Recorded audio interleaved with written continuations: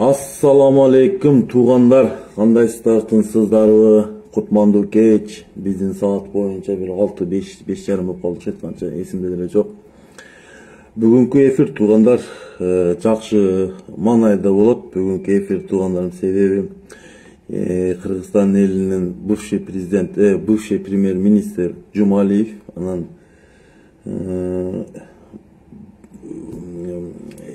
бывший замминистр МВД Курсан Асановдун үй камагына чыгышын менен бүгүн куттуктайм бул эр азаматтарды. Себеби булар саясий куугунтукта отурган. Буну ачык эле айтыш керек.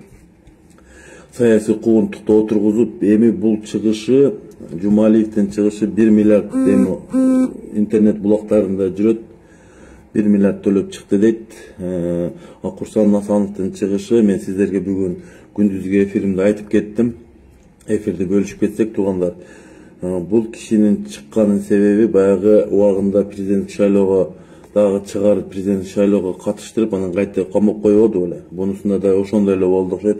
Бул келишимдер менен барды окшойт. Мен келишимге барганын билбедим, бирок бул кишинин чыгарганын себеби, булардын чыгарганын себеби ушу Курсан Асановдун чыгышы себеби боюнча бул кишинин тарапташтарын бүгүн митинг болот деген эсиңиздерде болсо керек. Мына жергиликтүү кеңештин шайлоолору болду. Ош менен Бишкек шаарында өзгөчө катуу шайлоо болду. Бул ошол өтпөй калган партиялардын митинги кечээ болду, бүгүн болду.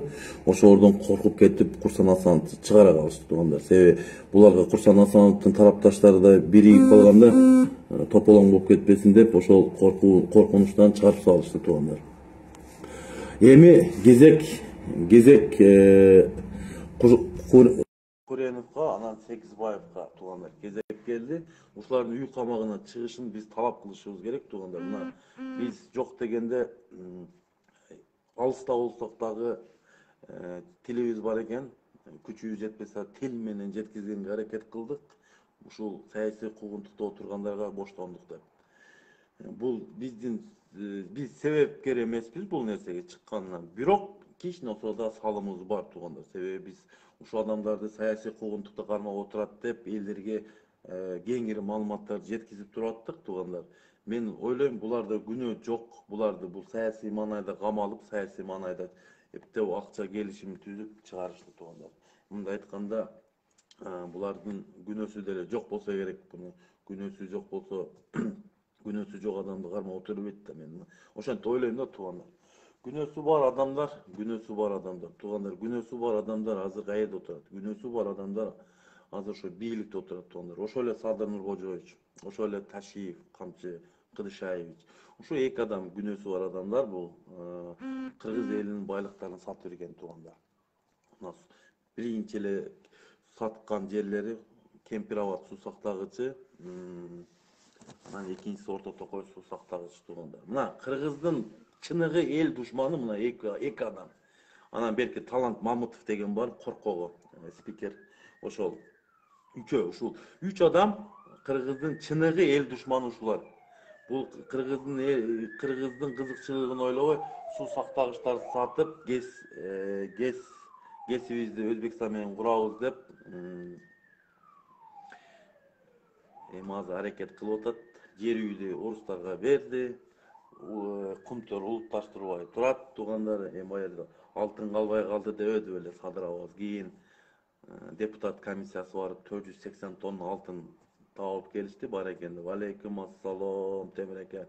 Жанарбек алейкум ассалам. Эфирди бөлүшүрөбүз туғандар. Эми туғандар мындай ачык айтыш керек. Тилекматка боштондук. Абдил Сегизбаевга боштондук. Мен Тилекмат менен иним болсо дагы мен тилектешмин. Тилекматтын күнөөсү жок туғандар. Бир да күнөөсү жок. 4 пост жазып тур туғандар. 4 пост жазган экен. Андай посттарда менде 103 бар туғандар. Мен Facebook'umda мен Садыр Абаңарды нары апарып бери алып келип атам. Ошого иш козгой койсоңор, кыйын болсоңор, козгоп туруп мени апарып камагылачы. Колуңардан келбейт да. Бул саясий маанайда камалды деген себеби жетим тонну коргоп чыккан. Эсиңиздер барбы? Тилекмат жетим тонну коргоп чыгып, анан азыркы кечеги өткөн референдум боюнча каршы чыгып, ошон үчүн камалды туғандар. Бул референдумга мен да каршымын. Кечеги жергиликтүү кеңештерде өткен, мыйзамсыз өткен шайлоолор, мисалы жергиликтүү кеңеште легитимсиз. Референдумда легитимсиз. Неге легитимсиз? Себеби мыйзам жол, мыйзамсыз, баардыгы мыйзамсыз. Мен айтып кетпедимби? Бул 5-октябрдан 2020 жылдын баштап биягы уже мыйзамсыз турганда. Депутаттар да мыйзамсыз жогорку кеңеште отурган, себеби алар 28-октябрда суроо өткөн. Биягы мыйзамсыз тургандар, ушу мыйзамсыздын закону менен жашап келип атабыз тургандар. Жаңы бийлик келсе, Кудай кааласа, күздө келет Кудай кааласа. Мен ошого ишенип отурам. Себеби менин анализдерим боюнча күзгө чейин бул акмактар акчаны жыйнап, элдин сабырдыгы түгөп качканга аракет кылат тургандар. Ошол малда биз аэропортту тосуп, границаларды катты тосуп, азыркы мыйзамсыз иштеп жаткан өкмөттүн мүчөлөрү, депутаттар, Садырдын өзү, Ташиевдин өзү, Талант Мамыттын өзү. Ушуларды чыгарбай кармап калышыбыз керек тургандар. Булардын жоопкерчилиги өтө чоң. Бул өмүр бою эркинен ажыра турган кылмыш кылышты булар. Себеби мамлекетти мыйзамсыз басып алып, мамлекетти мыйзамсыз басып алды да, узурпация власти кылып, Садырды мыйзамсыз түрмөдөн алып чыкты буларды. Бул ушу 3 эр азаматка, мына мошенниктерге өмүр бою эркинен ажыра турган статья бар тугандар. Мына ошол статьялар өмүр бою ажыра турган. Мен себеби тарыхта дагы мыйзам чегинде дагы жоопко булар калат. Тарыхта себеби булар кыргыз элинин байлыгын, суу сактагычтарын сатты деген ошол тарыхта калат, ушу боюнча калат булар. Бул боюнча да китеп жазып чыгам, мен Кудай кааласа аракет кылып, китеп жазганга аракет кылам. Мыйзамсыздын мыйзамсыздыгы, зектин зектиги качан көрдүңүздөр эле? 2 жолу соттолгон адам президент болгон. Мен бир мамлекетте көргөн эмесмин тугандар. Бир мамлекетте мен 2 жолу соттолгон, жогорку соттун өкүмү чыккан дагы. Анан президент болуп келген мен бир мамлекеттен көрүп өтөм, практикада тугандар. Бунуку саясий маанайда бул камалган эмес, бул билесиздер, бул кумтөр боюнча таанылган, кумтөр боюнча таанылып жүрүп туруп, кумтөрдү улутташтырам деп жүрүп, жер үйдү бербегиле деп какшап жүрүп, өзү бийликке мыйзамсыз келгенден жер үйдү берип, кумтөрдө алтын калбай калды деген ушул киши. Бул киши ошо тарыхтага калып кетет. Китепти жакын арада баштам, Кудай кааласа, жакшына кылып азыр аракет кылып атам китеп жазып. Садыр мошенник зек деген китеп жазайын деп атам. Ошол Садыр жөнүндө жазам, ушул Ташиев жөнүндө, бул мошенниктер жөнүндө жазам, себеби президенттердин, мыйзамсыз президенттердин бири болуп эсептелет.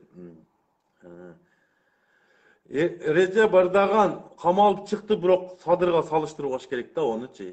Эрдоган действительно саясий маанайда кармаган. А бул Садыр чыныгы преступник да, бул чыныгы кылмышкер. Рецидивист деп койсок болот бул кишиничи. Бир жолу эмес, 2 жолу отурган. Бунуку чыныгы кылмыш, уголовный дело бунукучу. Сен Режеп Эрдоганга буну салыштырба. Режеп Эрдоган ким, Садыр ким? Режеп Эрдоган Турс элинин кызыкчылыгын ойлойт. Садырың кимди ойлойт? Райым миллионду ойлойт, Жээнбековдун кызыкчылыгын ойлойт, 200-300 семьянын кызыкчылыгын ойлогон Садыр. Анан жеке чөнтөктүн кызыкчылыгын ойлогон адам. Садыр элдин душманы болду. Элдин кызыкчылыгын сатты тугандар. Ачык эле айтыш керек, анын эмнеси бар экен. Мына Кемпироват кетти, Орто Токой суу сактагычы кетти, жер үй кетти орустарга, кумтөр улутташтырылбай турат канадалыктарды. Ошо кумтөрдө Садыр аңар неге кумтөрдө алтын калбай калды деп сурасаңар, неге айтат? 15% акциясы бар тугандар. Ошо 15% акциясын берип койгон үчүн кумтөрдө алтын калбай калды деп тугандар. Аны ачык эле айтыш керек, аныча эмне? Эмил ыйык айда кыйбат кылуу. Мен кыйбат кылган жерим жок, мен кемчиликтерин айтып атам тугандар. Акылбек, мен саясий кемчиликтер, мен жеке жашоосуна асылган жокмун, мен жеке өзүнө асылган жокмун. Бул жерде Кыргызстан мамлекети биздин мамлекет. Бул Садырдын чоң атасынан, же Ташиевдин чоң атасынан калган мамлекет эмес, жер эмес бул. Бул биздин Кыргыз элинин, бардык элибиздин мамлекети болуп эсептелет. Бул жерде Садыр, мындай айтканда, наемный работник, мындай айтайлы, ачык эле айтыш керек, аны десеңиз. Мында ачык эле айтыш керек. Sadırды sizler uактылуу бийликке алып келип, мыйзамсыз алып келип иштеп атат. Бул мамлекет, бул биздики, баардыгыбыздыкы мамлекет. Бул Садырдын чоң атасынан же Ташиевдин же Талант Мамытовдун чоң атасынан калган жер эмес. Бул баардыгыбыздын жерибиз. Биздин мамлекет бул туугандар. Менин мамлекетим, силердин мамлекетиңер. Анан кийин бийликке келгенде өз билем, өтүгүм төргүйлем деген болбойт туугандар. Мен бу жерде кемчилигин айтып атам. Кетирген саясий кетирген катачылыктарын айтып атам мен, нелерди айтып атам. Жер сатканы калппы? Неге унчукпай турасыңар? Кемпирабад кетти. Орто Токой суу сактагычы кетти. Неге унчукпай турасыңар? Жери алтын кени орустарга берди. Неге унчукпай турасыңар? Мына. Бул кемчиликтерби? Же калппы? Эртең жетин тоо Кытайларга берет, темир жолунда берет. Ошондо кантесиңер? Бул кемчиликпи? Бул жок. Бул кетирген каталыктарын айтып атам саясаттачы. Бул кыйбат эмес, кыйбат деп эсептебейм бул нерсени. Мен калыс сөзүм айтып атам. Мен силердин садырыңардан коркпойм, же башкасынан коркпойм. Мен жеке жаран катары өз укугумду коргоп атам туугандар. Кемчиликтерин айтып. Ошол эле менин укугум тепселеди, мисалы. Ошол эле айтайын, кечеги жергиликтүү шайлоодо байлардын партиясы келди. Bir карапайым элдин партиясы келген жери жок туугандар ал жерде. Мына Эмгек партиясы, бул Салымбековдун партиясы, акчасы күчтүү олигарх. Ак Бата партиясы, бул Түлеевдин партиясы, акчасы саман. Кана көрсөтүңүздөрчү мага. Bir карапайым элдин партиясы келди деген жок, андай жок. Кемпирабадты мен сизге айтып берейин, 2015-жылы кеткен эмес. Ал просто ошол талаш тартыш болгон, булар сатып берди. Мен ошону айтайын. Ал биздин жерлер керек болсочу. Ошонун аягына чейин турганда бул Кемпирабадты биз бербей эле өзүбүз иштетсек болмок. Ошол эле сууну сатып өзбектергечи. Туугандар, эфирди бөлүшөбүз. Эми мына кыргызды эшекке мингизди эле, эми эшектен питке мингизип койду да туугандар. Бул бийлик, мындай айтканда, акылы жетпеген дөпараз бийлик дейбизби же планшет бийлик дейбизби, кандай бийлик дейли? Эми акылы саясатка да жетпеген, тышкы саясатка да жетпеген, короче бир бийликте мындай айтканда, ни туда, ни сюда, мындай айтканда ачык эле айтыш керек. Акылбек, мен бу жерде ушак тараткан жерим жок, биринчиден, экинчиден мен кыйбат да кылган жерим жок. Мен болгон кемчиликтерин айтып атам мына. Болгон кемчиликтерин айтып атам. Айтыңыздар. Болуптур, Кемпирабадты алдык. ГЭСти айталычы болуптур. ГЭСти неге өзбектер менен курабыз деп атат. Биз мына убактылуу иштеп жүргөн, сыртта иштеп жүргөн жарандар жылына 2,5 миллиард доллар жөнөтөт экен туугандар. Ошо менен эле куруп койсок болот экен туугандар. Той топороңду токтотуп эле, ошону биз ГЭСке салымыбызды кошсок, акчаларыбызды ошол жака кошсок, биздин ГЭСибиз өзүбүз эле салып алат экенбиз. Билесиздер, 1973-жылы аксакалыбыз биринчи госсекретарь Усубалиев болгон, ошол Өзбекстанга мына Ханабад деген жерди берип берген. Советабад деген илгери ушу айтылып жүргөн. Ошол берилип кеткен. Ошону арендасы бүткөндөн кийин 25 жылдан кийин биз кайтарып ала алган эмеспиз туугандар. Акаевка Каримов айткан, мен элим алып чыгып кетем, 1 миллиард доллар төлөйсүңөр, болду. Дегенде ошо 1 миллиард жоктугунан биз ошол Өзбекстанда Ханабад жерибиз, ошол азыркы Ханабад, мурда Советабад деп айтылган. Ошол жерлерибиз калып кетти. Ким кепилдик берет? Ошол ГЭСти кургандан кийин 30 жыл, 40 жыл өтөбү ошолор өтүп кеткен. Эч ким кепилдик бере албайт туугандар. Мына бул өзбек элинин саясаты ушундай болот туугандар. Өзбек мамлекетинин саясаты. Алган жерин кайтарбайт туугандар. Ошону бир билип коюңуздар. Алар бизге окшоп жерлерин сатып, берип отурбайт туугандар. Олар чыныгы патриот жигиттер ошо мамлекетте, ошо өздөрүндө чыныгы патриоттору. Анан берди Акылбек деген жигит жазып атат, Кемпирабад 2015-жылы кетпей эле. 2015-жылы кеткен эмес туугандар. Бул илгертен эле келип аткан маселе.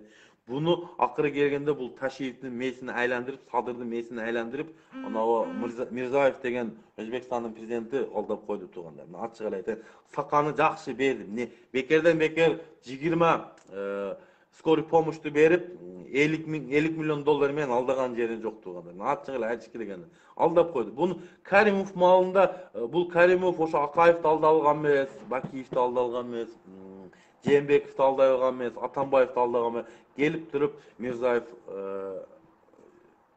Садырды алдап койду. Ошол эле туугандар. Ошон үчүн туугандар, мен дагы айтып кетейин.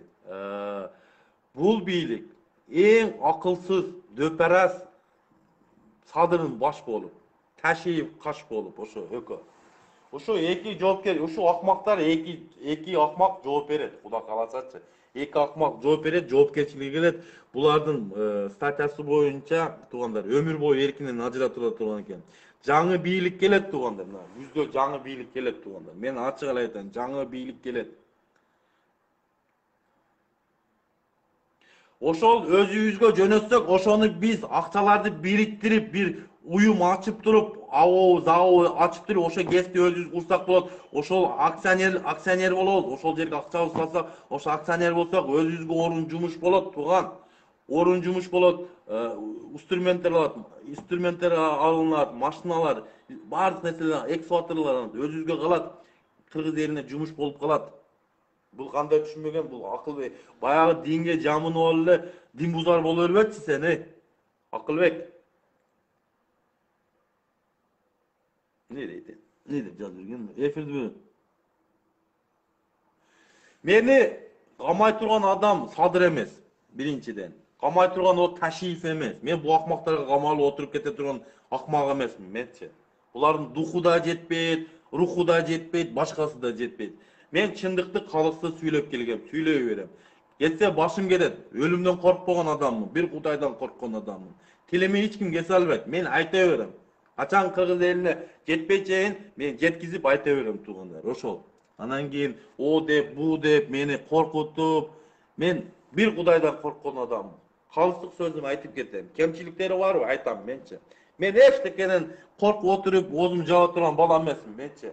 Мына силерди ушулардын айынан мен убактылуу Москва шаарында иштеп жүрөм. Ушу 30 жылдан бери кан ичип жүргөн чиновниктердин айынан мен ушинтип жүрөм. Ошол 5 президент акылына кирбегендиктен мен ушул мына 6 президент дагы акылына кирбей, мен ушинтип талаалап жүрөм. Ушулардын акмактарынын айынан балдарым өсүп атат, балдарым өскөнүнө сезбей калдым туугандар.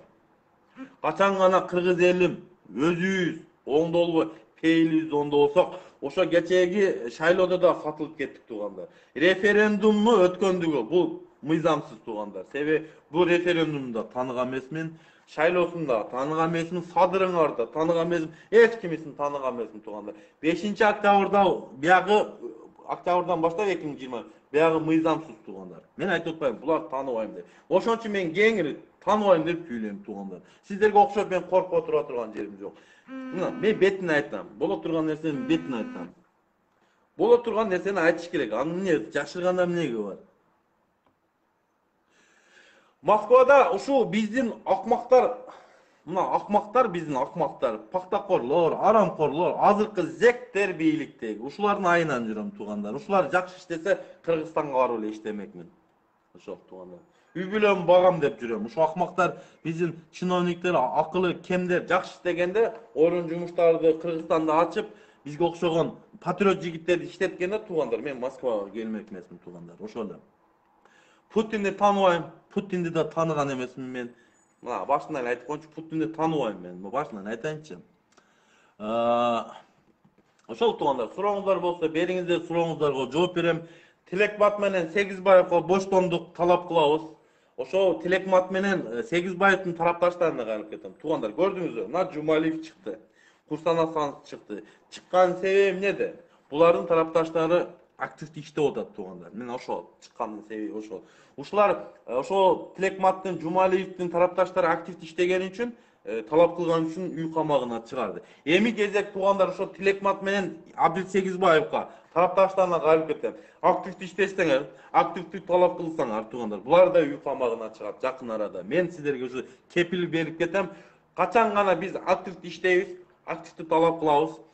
Тилекматка боштондук, Сегизбаевга боштондук десек, булар жакын арада мына сот реформасы деп коебуз, сот өкүлчүлүктөрү, мына бийликтин өкүлчүлүктөрү деп коебузбу? Үй камагына чыгарат. Үй камагына чыгарса деле ошолдо следствие жүргүзө берсе болот. Ачык эле айтайын. Качан гана өзүбүз Тилекматты боштондук деп, Сегизбаевга боштондук деп чыкпасак туугандар, булар унчукпай отура берет. Ошо камакта отура берет. Ошон үчүн Kırgız eline gayrılıp kettilim. Geçeki şayloo, jergilikli şaylooda Oş şaары менен, өзгөчө Oş şaары менен Бишкек шаарында тааныбайбыз туугандар. Референдумда мыйзамсыз, буну да тааныбайбыз. 10 жолу, 100 жолу өзгөртсөк деле Садыр аба иштей албайт туугандар. Садыр аба качырды алып келип эле туруп алып атасыңар да туугандар. Качыр боюнча калат. Садыр аба качыр. Мына ачык айтайынчы, дагы не деген сөз уккуңар келип атат. Садыр абаңар качыр, Ташиев дөп арасынан, дагы эмнени угасыңар? Onu ben aytамасмын дөп арасы, onu Максим Бакиев айтқан, ошону айтып атам.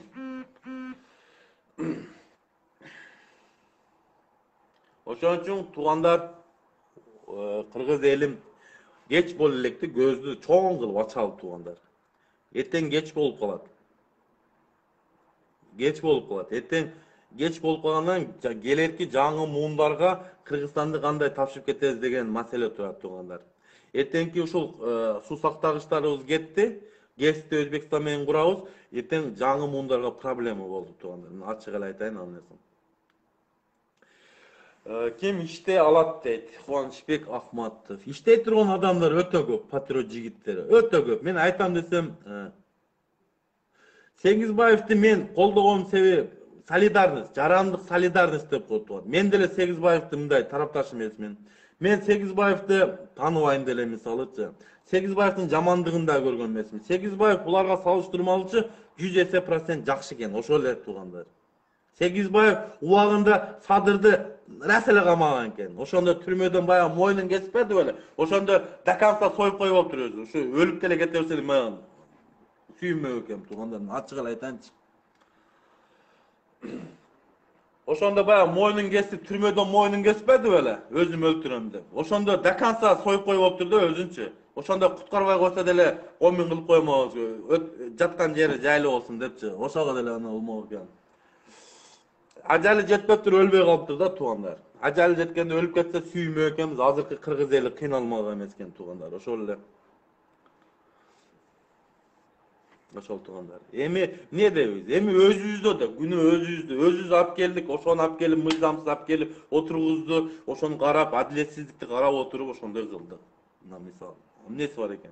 Өзүбүз күнөөлүүбүз туугандар. Ушул баардык нерсеге өзүбүз күнөөлүү. Унчукпай туруп кемпир абатты сатты, унчукпай туруп Орто Токой суу сактын сатты, ГЭСти өзбектер менен курат, жер үйдү орустарга берди. Ана кыргыз мамлекетине бир пайда алып келбеген нерселерди кылат. Только сатып атат.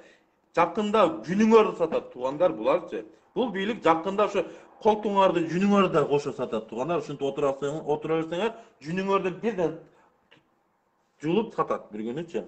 Ачантип отура бергиле. Бизге аздык кылат өзү. Кыргыз элине аздык кылат ушундай. Ушул нерселерди көрүш керек эле. Таза адам келбейче кыргыз элин сатып, жерлерин сатып, иштеки калгандан кийин ойгоносуңар дей, каякта жүрдүк эле деп жүрөсүңөр. Ошондо Эмил туура айткан экен дейсиңер. Мен дагы башында айтып атам туугандар. Пока geç боло элек туугандар. Geç боло электе ойгонолу дагы бул Садырдын ордуна коелу. Бул Садырдын колунан эчтеке келбейт экен, биз билдик турабы? Мына келгенине 6 ай болду бийликти басып келгенине.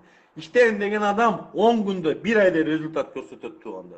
Bunun rezultatı ne oldu tuganda? Özbekistan'a vardı da dopunu giyip çapandı giydi da açtı cedi dağı Uygurlamanın cedi dağı 20 skori maçından aldı da 50.000 dolar karız aldı geleverdi tuganda. O şu rezultatı.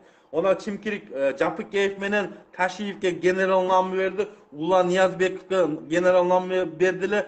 Minister emredi. Ne oldu? Geçen Ayzada degen kızı ölüp ketти şu Niyazbek kısnayынан. Bu Sadır'dın günösü. Sebebi Sadır uağında 2000 özü menен oturgan Молдавановкада oturgan strogo rejimde oturgan 2000 kılmışkerdi jaza tartып аткан кылмышкерди кое берген. Ошо аты жөнүн до сих пор эч ким билбейт. Ошон үчүн Кыргызстанда кылмыш өтө көп болуп атат.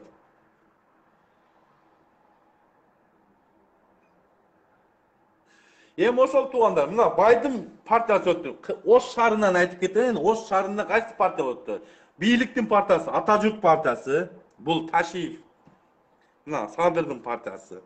Мекенчил катышпайт дедилер, мекенчил катышпай, эми Ата журт менен барып өтүп кетишти. Кийин кайсы партия? Ыйман Нур өтүптүр. Ыйман Нур кимге карайт мен билбейт экенмин, маласы. А бирок анан улуттар биримдиги Мырзакматовдун партиясы өтүптүр тууган. 3 ele partiya tutup tuğanlar. Oş şarынан Bişkekten bir 7 partiya ötkönmü oşonda? 7 partiya ötüptür. Oşon üçün tuğanlar geç bollekte bul mыйзамсыз өткөн шайлоолорду жокко чыгарышыбыз керек. Референдумда жокко чыгарышыбыз керек. Себеби референдумда 30% катышпаптыр. 30% катышпаптыр. Туугандар 800 миң, 900 миңге жакын адам катышыптыр. Арасында ушу 700 миңге жетпеген адам катышыптыр туугандар.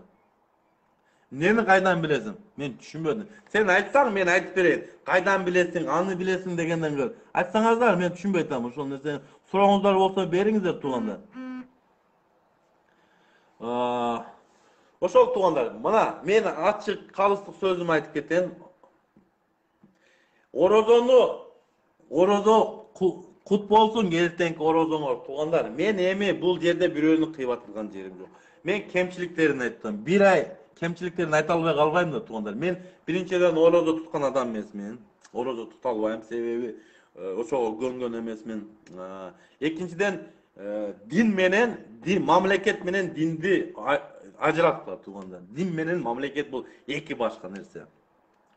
Bul her bir adamdın özünün ihtiyarı. Orozo tutpa bul her bir adamdın özünün ihtiyarı. Men özü dinim İslam dini elhamdülillah musulmanmın.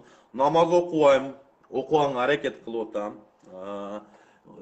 Orozo tutpayım tuğanlar. Orozo tutkanğa da niyet kılıp Bırak vakt saati gelse tutam. Referendum jokko çıkış gerek. Referendum mıйзамсыз tuğanlar.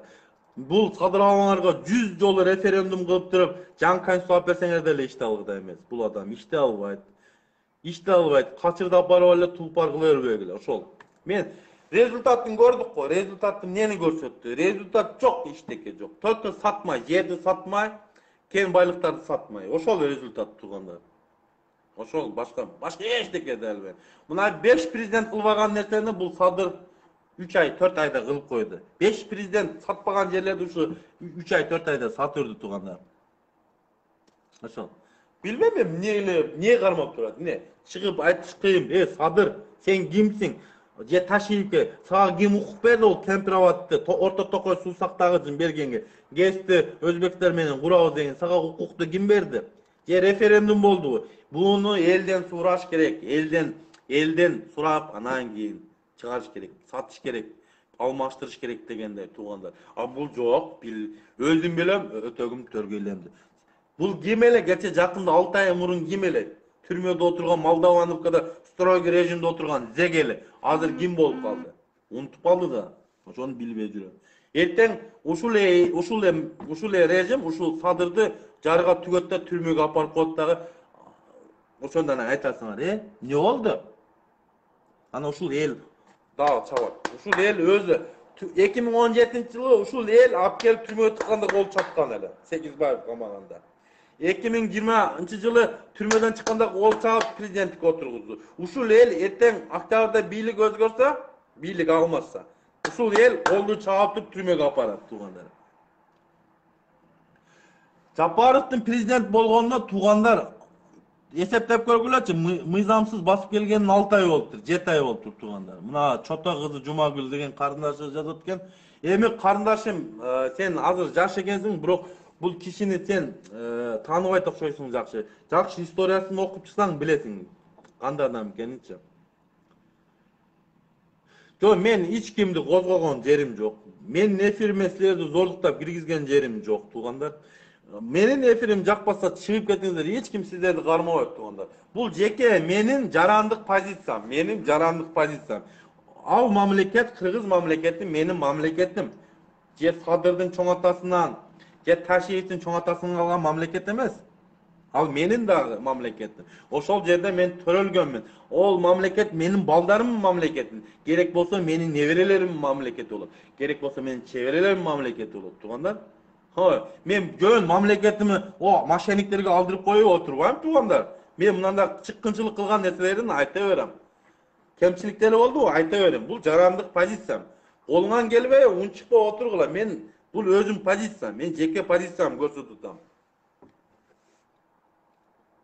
Oşon üçün anan oğul buğulup akıldı üretkenden görü Melis Mırзахматов боюнча Melis Mırзахматов тааныбайм деле, мындай көргөн эмесмин. Учурашып да көрөм, ошо шаарда иштеп жүргөндө жакшы иштеген. Ошол киши иштегенден бери аркасынан төлкө күчтүү мэрлер келип атат. Мен Кадырбаев маалында иштеп калдым, ошол Ош шаарында. Мына Melis эке образец болду да, жакшы иштерди кылып өтүп кетти. Эми ошо аркасынан келген Кадырбаев, азыркы Сарпашев ошолорго Melis'ten kalışpay iştep gelişiyor da Melis'ten kalışpayçı. Bırak malades kişi, уважаю bu kişini, уважаю. Ama как aga katarı Melis Mırзахматов katarı уважаю. Ну, aga katarı уважаю. Papandan болот, aga akağız болот, уважаю. Bırak malatsı, geçe utup çıkıştır, ikinci orunda alıştır, malatsı ne deyin, başka söz yok.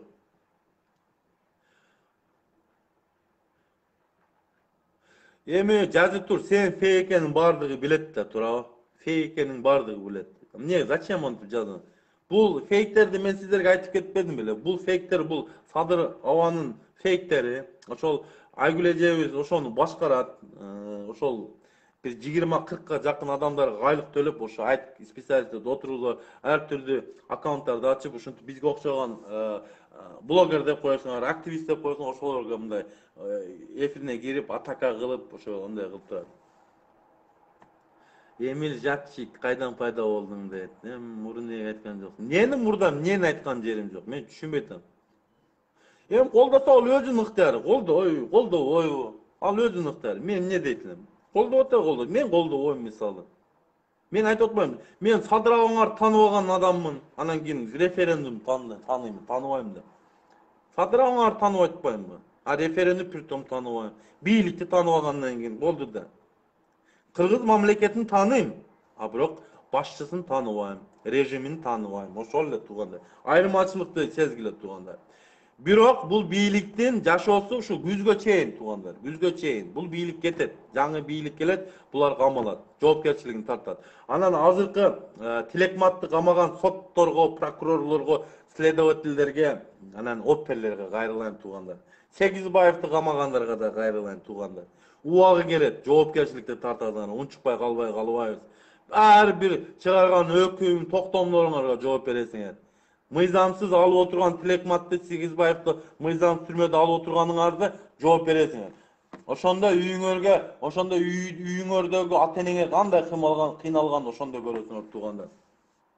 Азыр ошол Сегизбаевдин аялы, Тилекматтын аялы, бала чакасы өтө кыйналып азыр кыйналып жүргөн маалдары эми кожоюн түрмөдө. Ушул эр азаматтар Кыргыздын эр жигиттери болуп эсептелет. Тилекмат, Сегизбаев. Мен ачык эле айтам. Мен Сегизбаевди айтып кетейин. Сегизбаевди тааныбайм. Сегизбаев убагында Садыр Нуркожоевди туура эле камаган деп ойлойм. Ошол туугандар. Сегизбаевди саясий маанайда камады туугандар. Баягы Жаныш Бакиевдин тоюнда катышкан баягы Мадумаров чепкин кийгизип ошону карматпады беле. Анан ошондо Сегизбаев сүрөттү көрсөтпөдү эле. Ошол маалда 90 депутаттын бардыгы болгон экен да туугандар.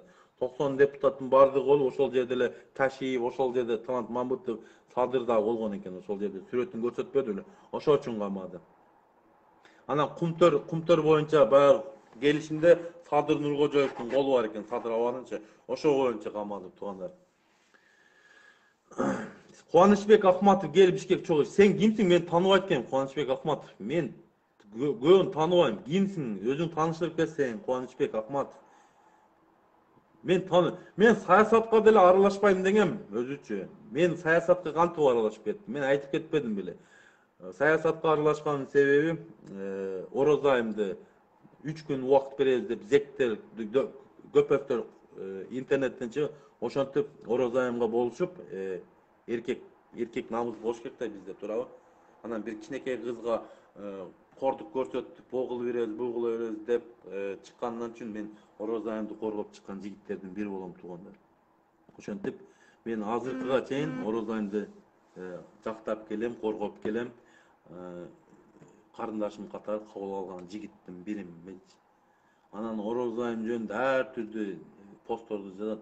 Баардыгы калп туугандар. Орозайым мындай айтканда Орозайым бул биздин будущий Курман Жандатка, азыркы учурда Курман Жандатка деп койсок болот туугандар.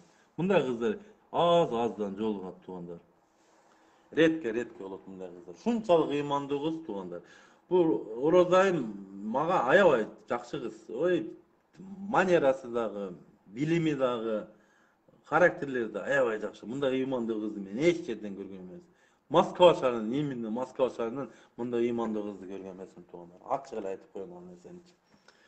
Эфириңер сурооңуздар болсо бериңиздер туугандар. Абдилсегизбаев менен Тилекмат Куда кааласа жакында чыгат туугандар. Менин анализдерим туура чыга турган болсо, ошо тарапташтары туугандар. Активдүү иштейбиз туугандар, талап кылабыз, талап кылып, ар бир жарандын митингге чыккан укугу бар. Чыгып митинг кылабыз туугандар. Коркпоңуздар, бул бийлик не? Келип кете турган бийлик туугандар. Hiç kimin atasından, çoğ atasından kalgan biylик emez bu. Yer emez, mamleket emez, birönükü. Bu Kırgız mamleketi bizim Kırgız mamleket, bizlik opşumda aytkanda bardığızdıkı tuğanlar. Ошон үчүн бакшы окшойсуң, бакшы эмес мен, бакшы эмес мен, бул жөн эле баягындай сөздөрдү айта бербеңиздер туугандар. Оразайым Курманжандатка айтып атпаймынбы, Оразайым о кандай сайкал батырыбыз деп койсок да болот Оразайымдычы. Мен Оразайымды колдоп келем. Өмүр бою колдойм. До конца. Мен да силерге окшоп до конца. Оразайымды до конца колдойм. Себеби Оразайым карындашым мен. Эми бул Садырдын жүгүндүлөрү булар ошол баягындай да. Нерыба немеясы. Эртең башка бийликке ошого деле ооп кете берет буларчы. Мындай айтканда саясий проститутка деп коет булардычы. Эми али ол өз сенин жеке оюң. Ал сенин жеке оюң. Сен билбей туруп, эми билбейм али Атабек ким, тааныбайм, ким экенин да билбедим. Канча жолу митингге чыктың эле? Кайсы митингге? Этият бол, сени да сатып кетсин. Ким сатып кетет? Ким сатып кетет? Мени сата турган адамдарым деле жок да менин. Мен бир гана өзүм ишенем. Туган Акылбек, бир гана өзүм ишенем мен. Эми ал саттууга кирбейт да, сен Оразайым жөнүндө айтып окшойсуң, ал саткан эмес. Просто Садыр алаңары машина экенин билгенде ошон үчүн кетип калган. Көрбөй атасың, мына. Ошо Оразайым ошо маалда сезген экен мошенник экенинчи. Ана чыгып атпайбы, ошондой эле мошенник болуп жерлерди сатып атпайбы, кумтөрдү улутташтырбай жүрбөйбү, туурабы? Ошон үчүн билген үчүн кеткенде, жаман адам менен жаман адамга бирөө жакындайбы? Кетет да. Мен деле жаман адам болсо жакындабайм да. Текансаны үйрөнүпсүң го сен да. Эми бу коом ошондой экен да турган. Бу дакансалар адамдардын жерлерин сатып отурса деле даканса деп турат го.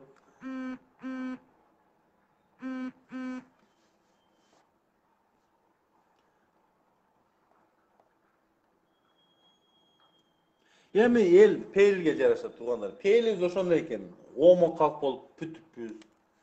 Эми билбейм, жеке деген индивидуальность деген болуш керек да, жеке ой деген бул анализ чыгарыш керек.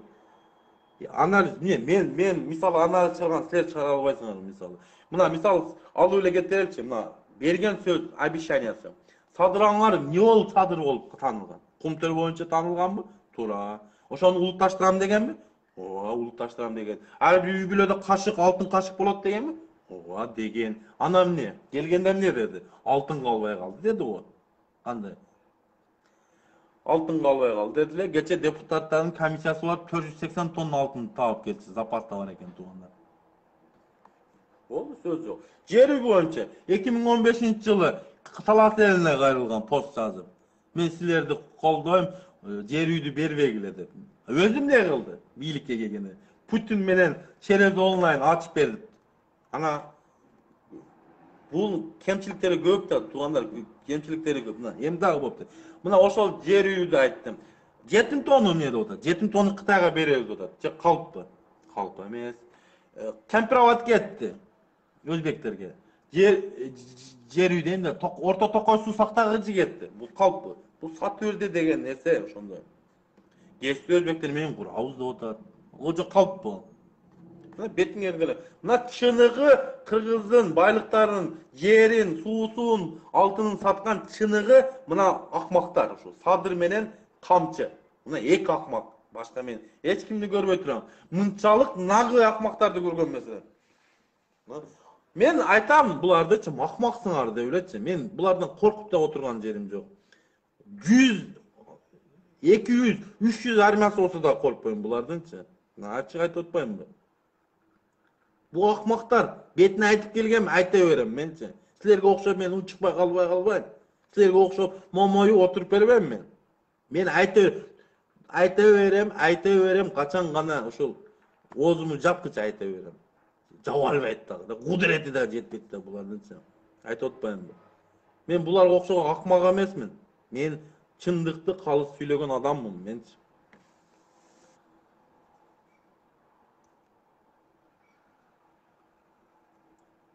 Ошол туугандар, эмне дейли? Мына үзүрүн көрүп атасыңар, мошенник келди. Настоящий мошенник деп коет буну. Альфон, афер деп коет. Афераны жакшы жүргүзүп атат туугандар. Ат эле көп экен тооба кылдым. Зек, мошенник, планшет, нашишинный ат эле көп тооба кылдым. Садый, кандай болсун, кичине президент деген акылдуураак болуш керек деп планшетти мага окуганын карасаң да. Мээсинде бир нерсе бар бунун өзү. Бекзат менен эфир кылчы деди. Бекзаттын чим керек да ол тууралуу да Садырдын ар $10,000 айына $10,000 алып турган кыргыздын саткынчы менен эфир кылам да. Ол аяштас болот, Садыр аяштас болот. О сүрөтү да бар. Ол Бекзат деген трол, акчага иштеген адам, олчу кыргыздын саткыны болуп эсептелет ол Бекзат. Ол Бекзатты адам катарында көрбөйм онучу, мошенниктечи.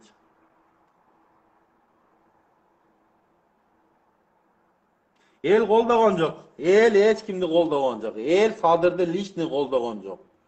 Садыр фейк, мындай айтканда, Садырдын турушу өзү фейк. Мошенник, мындай айтканда, легитимсиз, мыйзамсыз. Эл колдогон жок. Лично мен колдобойм дагы. Эл колдогон учурда өзүм жалгыз болуп кетсем дагы колдобойм Садырдычы. Айтып кетейин. Никогда мен Кудайга шүгүр иншалла ушу өмүр берсе, ушу тарыхта жазып кетем. Садыр зек, мошенник, мыйзамсыз президент деп эле тарыхта жаздырып кетем. Керек болсо балдарына, неберелерине көрсөтүп турам менчи. Чоң атаң мындай, же атаң мындай пидарас болгон деп эле айтам мен ончу. Ачык эле айтыш керек ал нерсени.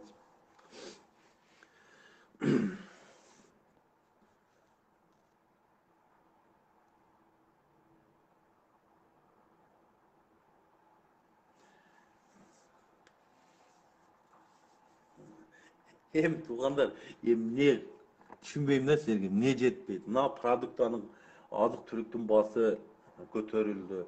180 сом болду. Bir каптын ундун баасы 2000 болду. Ага каттамдары Бишкек, Москва 60 миң, 50 миң туугандар. Ошону карап туруп унчукпай отурган. Биз, маңкурт, ошондой кул болгон элбизби туугандар? Мен түшүнбөйм мен. Неге айтып чыкпайсыңар? Мен түшүнбөйм да. Мен эле безилдеп айта берем. Силер унчукпай. Ар бир жарандын миллети, кемчиликтерди айткан бул ар бир жарандын миллети да. Бир эле менин миллет эмес да. Бир эле менин. Сиздер деле чыгып, күчүңөр жетпесе, оозуңар менен айткыла. Эртең акыретте сурайт да. Неге Садыр зек адилетсиз кылып турганда силер унчукпай отурдуңар десем, эмне деп жооп бересиңер? Мен айтам, мен жок дегенде тилим бар экен, күчүм жетпеди эле, эфирден чыгып айтып турдум деп, элге жеткиздим деп айтам. Силер эмне дейсиңер? Бул бийлик, арам бийлик, мыйзамсыз бийлик, бул бийлик тарыхта мындай калат. Түрөмшик, заправщиктер, бензин пүрүштөр, мошенниктер, ошо тарыхта ошондой жазылат. Мошенниктер, главный мошенник зек ошол. Мен китеп жаза турган болсом, жазып чыгам да, мындай баарын подробный кылып жазып турам. Жазып чыгып, тарыхта калды да мошенник экен. Оны миң өзгөртө албайт. Себеби менде калды да. Мен китеп жазып чыгам, архивде калат. Болду. Бул президентти мен Акыретке чейин тааныбам. Акыретте Кудайдын алдына барганда да айтам. Мен таныган эмесмин бул президент экенин. Ошол эле. Кымбатчылык ал пандемиядан зависит этпейт туугандар. Кымбатчылык бул Садыр Нуркожоевичтин профессионалдуу эместигинен, кемчиликтеринен зависит этет. Бул иштелбегендигинен зависит этет. Президентке bir adam tattık bu Adakan Kimsanbayev boldu. Başkasını görmey turam. Adakan Kimsanbayev prezident bolot, Kırgızstanda mıйзамдылык болот, тартиптүүлүк болот, арзанчылык болот. Жашап кетебиз, нормально жашап кетебиз. Ушул туңгуюктан алып чыккан бир ушул киши. Ушул туңгуюктан алып чыгып кеткен бир гана президент, ушул Adakan Kimsanbayev президент болсо, ушул туңгуюктан алып чыгып кетет. Ошол эле. Bir gana prezident bolsa şu Adakan Kimsanbayev gelse boldu şu.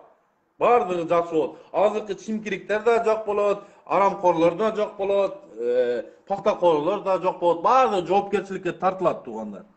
Бардыгы түрмөдө отурат. Кыргыздын канын ичип келгендери бардыгы төлөйт туугандар.